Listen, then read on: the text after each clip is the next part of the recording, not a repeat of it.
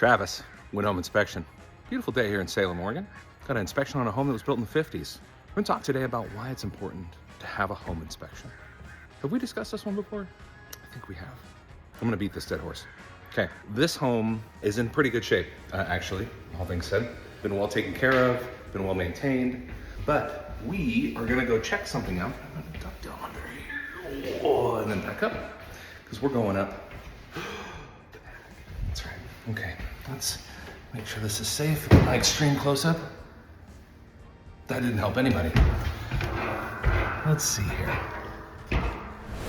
We are in the attic here, and I'll tell you what, if you were to poke your head up here and just kind of look around, if you were just seeing this house for the first time, what would we be looking for? Would we notice anything?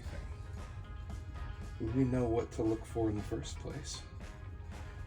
Or would we just say, yep, that looks like an attic of a home that was built in the 50s? Well, let's go down the list. How about, first and foremost, where's the insulation in this portion of the attic? I mean, there's some there, and there's some back in the back over here. Not enough, probably, but there's some. And that's crucial to help keeping your home at a maintainable temperature, whether it be warm or cold. So there's one thing. The electrical junction here that's not in a box, that is not as safe as it should be. It's better than them just being exposed, but still not the way that it should be. Cut wires. This one that's super close to us right here, that's just kind of hanging there.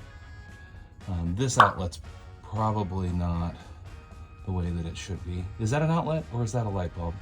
I'll let you guys decide. I can tell you that that is not an appropriate electrical junction and probably not the best way to hang a light bulb. So here's another one. You have your vent. Now, if you don't know, this is the vent that's coming up from the microwave that's over the gas oven in the kitchen. And this vent should exit the home, and it doesn't. It just dumps right out here into the attic space, which is not appropriate. You should never have anything venting into your attic space. So you can see here, like, this is the exhaust for the furnace, and that's venting out appropriately. You have one of the bathroom vents over there in the corner, and that's venting out the side over there. But this one is not doing what it's supposed to do. And then finally, and most importantly, there is a bit of sway to this gap in the roof here. And you can see it better from the outside, but this should be better supported to give the structure of the roof some more stability. So again, very important to have an inspector come out and take a look at that, because if you're not sure what you're looking for, you could see all that stuff. Do we know what it means? Do we know the importance of it? Do we know how much it's gonna cost us?